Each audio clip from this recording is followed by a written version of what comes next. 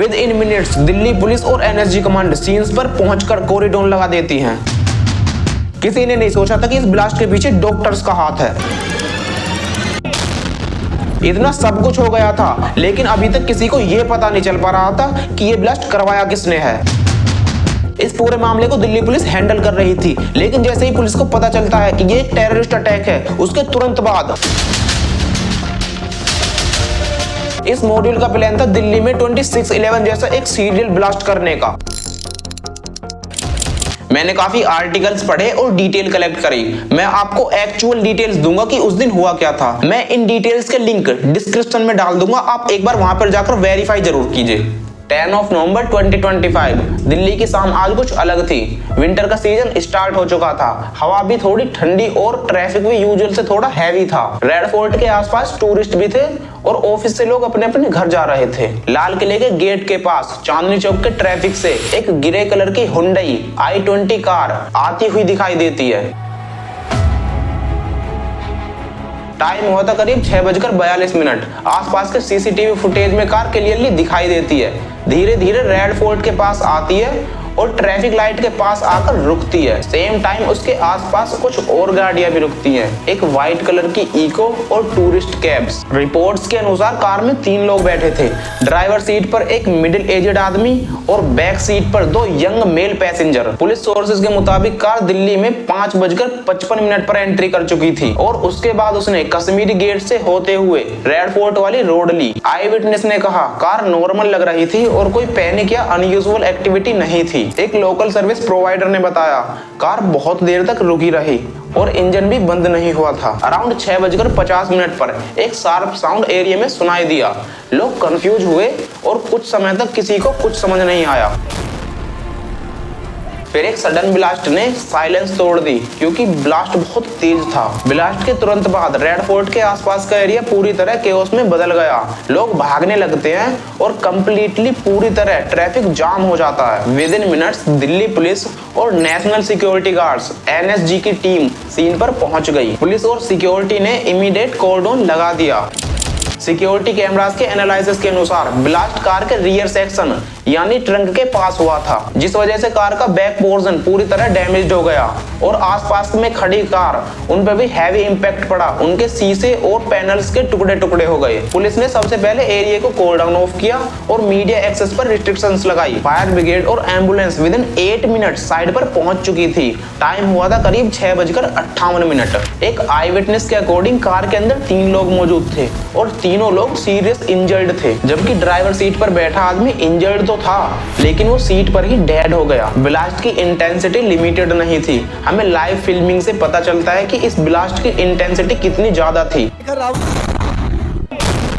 ये जो आप स्क्रीन पर वीडियो देख रहे हो ये उसी टाइम का है जब ब्लास्ट हुआ था, जिससे ये पॉसिबिलिटीज कंफर्म हुई कि इम्प्रूव्ड एक्सप्लोज डिवाइस आईईडी यानी हाई ग्रेड शायद रिमोटली ट्रिगर्ड था। National disaster response force NDRF और नेशनल सिक्योरिटी गार्ड एनएसजी के बॉम्ब डिस्पोजल एक्सपर्ट्स ने एरिया स्वीप किया। उन्होंने वहां 2 अनएक्सपोनेंट फ्रॉगमेंट और टाइमर क्रेकट कंपोनेंट रिकवर किया जो नियर बाय रोड डिवाइडर के पास मिला। दिल्ली पुलिस केस की पूछताछ करती है लोकल विंडोर्स और आई विटनेस से। वो बताते हैं कि ब्लास्ट एकदम अचानक हुआ था। कुछ लोगों ने फोन कैमरा से फुटेज भी ली, लेकिन ऑथोरिटीज ने मीडिया कैलकुलेशन पर कंट्रोल लगा दिया जिससे कि मिस इन्फॉर्मेशन स्प्रेड ना हो। ब्लास्ट के 18 मिनट बाद 7:10 पर दिल्ली पुलिस कमिश्नर ने कंफर्मेशन दिया an explosion has occurred near Red Fort. Preliminary report suggest a vehicle blast device, मतलब लाल किले के पास एक विस्फोट हुआ है और रिपोर्ट्स के अनुसार ये ब्लास्ट एक कार में हुआ है। ट्रैफिक डाइवर्ट कर दिया जाता है दरियागंज और जामा मस्जिद वाले रास्ते की तरफ। इसी दौरान फोरेंसिक टीम ने कार के चेसिस नंबर ट्रेस करने स्टार्ट किए। कुछ सीसीटीवी कैमरास को चेक करने के बाद कार का नंबर पता चलता है। कार का नंबर था HR26CE7674। कार का नंबर पता चलते ही टीम सबसे पहले ये देखती है कि कार किसके नाम रजिस्टर्ड है। कार रजिस्टर्ड थी मोहम्मद सलमान के नाम।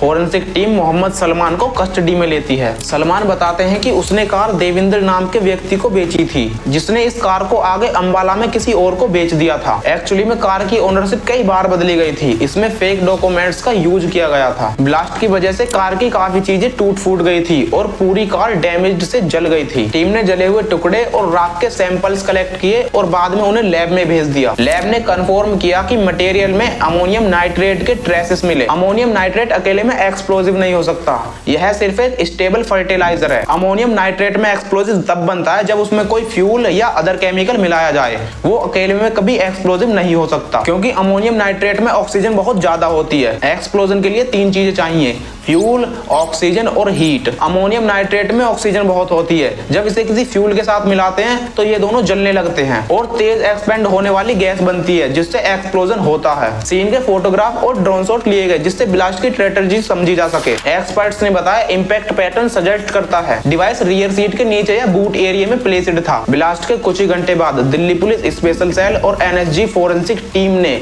मिलकर एक इन्वेस्टिगेशन स्टार्ट कर दी। सीन पर कलेक्टेड मटेरियल को कंट्रोल फोरेंसिक साइंस लैबोरेटरी को भेजा गया। उन्होंने कंफर्म किया कि एक्सप्लोज एक हाई इंटेंसिटी वाला था, जिसमें अमोनियम नाइट्रेट और जिलेटिक के ट्रेस मिले। सारे कंक्लूजन्स को जोड़ते हुए अब सबसे बड़ा सवाल ये उठता है कि ये कार आई कहां से। सीसीटीवी एनालाइज स्टार्ट हुआ। दिल्ली सर्विलांस नेटवर्क के 42 से ज्यादा कैमरास के फुटेज रिव्यू किए गए। पता चलता है कि 8:04 पर कार बहादुरपुर टोल प्लाजा से दिल्ली में एंटर हुई और 8:20 पर ओखला इंडस्ट्रियल एरिया में एक फ्यूल पंप पर कार में फ्यूल भरवाया गया। फिर दोपहर को 3:19 पर कार लाल किले के पास पार्किंग में पार्क हुई। फिर शाम को 6 बजे कार उसी पार्किंग से बाहर निकलती हुई दिखाई दी। कार पार्किंग से निकलने के बाद दरियाईगंज, कश्मीरी गेट और सुनहरी मस्जिद के आसपास घूमती दिखाई दी। फिर एक क्लियर फ्रेम मिला कश्मीरी गेट इंटरसेक्शन का, जहां सेम हुंडई i20 कार शाम 6:15 पर पास करती हुई दिखी। साइबर सेल ने जीपीएस डाटा एक्सेस किया।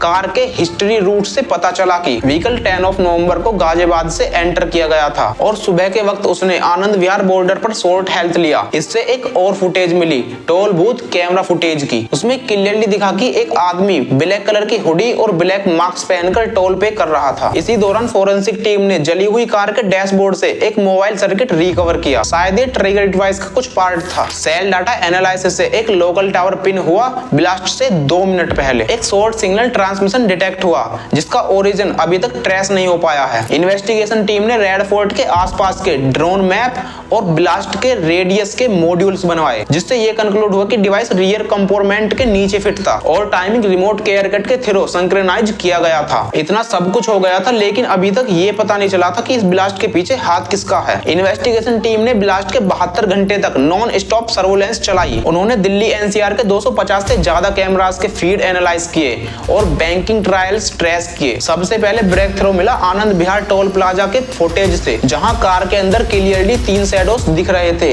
ड्राइवर फेस कवर्ड था, पर ड्राइवर सीट वाले इंसान का हाफ फेस कैमरे में आ गया था। फेशियल रिकॉग्निशन सॉफ्टवेयर ने उस प्रोफाइल को मैच करके दिया और उससे पता चला कि कार को डॉक्टर उमर चला रहा था। डॉक्टर उमर कौन था, इसके बारे में आगे बताऊंगा, पहले इस चीज को समझो। नेक्स्ट लीड मिली एक फ्यूल स्टेशन से। ट्रांजैक्शन टाइम था 5:37। पेमेंट हुआ था कैश में और वहीं सीसीटीवी फुटेज में सेम कार पार्केड थी। वहीं से वो कार निकलती है और कार में 2 लोग बैठते हैं। वहीं उन दोनों में से एक पर एक डफल बैग ब्लैक कलर का था और वही ब्लैक कलर का डफल बैग ब्लास्ट के बाद कार के अंदर से मिला। पुलिस की टीम ने दिल्ली और बॉर्डर स्टेट के cyber cafes, rental agencies and wifi logo scan किए। एक पैटर्न सामने आया। एक पैसिफिक मोबाइल IMEI नंबर बार-बार ट्रांजिट हो रहा था। ये सेम IMEI नंबर ब्लास्ट से 10 मिनट पहले रेड फोर्ट के पास एक्टिव था और ब्लास्ट के बाद इमीडिएटली स्विच ऑफ कर दिया गया। इस पूरे इंसिडेंट को एनालाइज करके पुलिस को पता चला है कि इस ब्लास्ट के पीछे डॉक्टर उमर का हाथ है,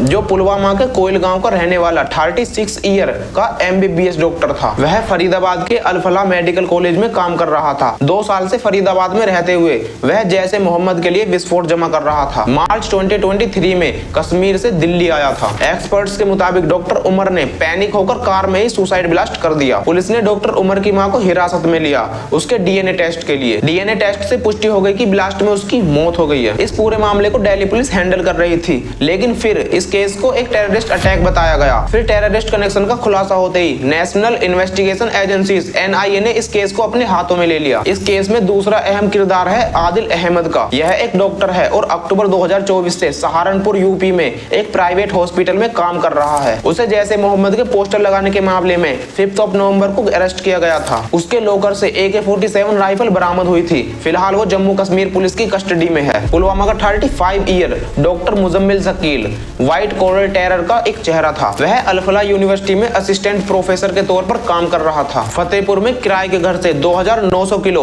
विस्फोट और हथियार बरामद हुए। 30 अक्टूबर को जैश-ए-मोहम्मद के पोस्टर लगाने के मामले में उसे वांटेड घोषित किया गया था। 9 नवंबर को उसे फरीदाबाद से गिरफ्तार कर लिया गया। महिला कमांडर डॉक्टर शाहीन को भी इस केस में अरेस्ट कर लिया गया है। ऐसे ही इस केस में 5 डॉक्टरों समेत 8 लोगों को पुलिस ने अरेस्ट किया है। इन सब चीजों से हमें पता चलता है कि यह एक टेररिस्ट अटैक था। कुछ मीडिया रिपोर्ट्स के मुताबिक इस केस में जैश-ए-मोहम्मद का सीधा कनेक्शन सामने आया है।